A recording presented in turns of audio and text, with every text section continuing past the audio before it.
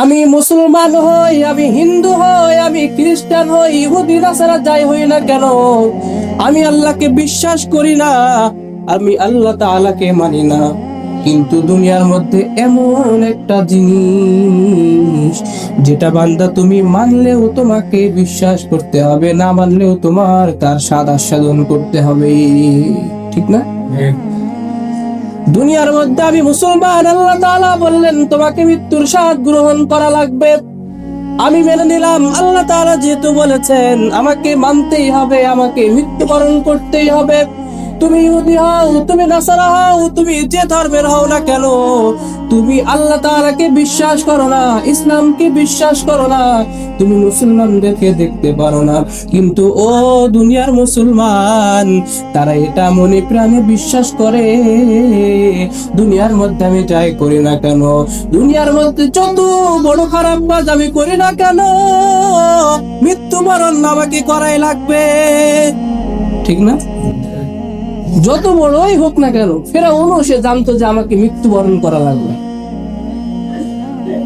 সেই জন্য রাসূলুল্লাহ সাল্লাল্লাহু আলাইহি ওয়াসাল্লাম তিনি হাদিসের মধ্যে কি বললেন? মুতু আন তামুতু, মরার আগে একবার মরো,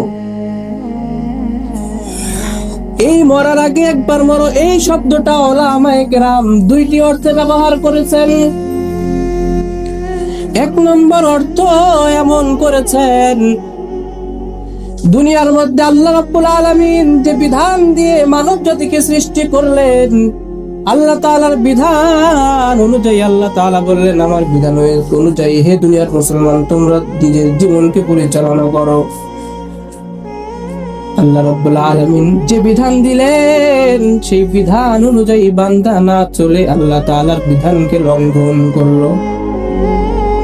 আল্লাহ তাআলা যেটা করতে নিষেধ করলেন, নাজায়েজ কাজটা বান্দা করছে, যেই কাজটা আল্লাহ তাআলা হারাম করেছেন বান্দা সেই কাজটা করছে।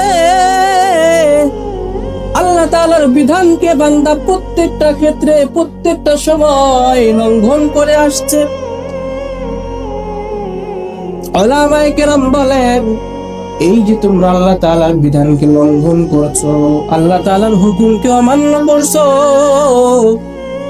এই কাজগুলো তোমরা বাদ দিয়ে, এই কাজগুলোকে তোমরা ফেলে দিয়ে মুছে ফেলে আল্লাহ তাআলার বিধান তোমরা মানতে শুরু করো।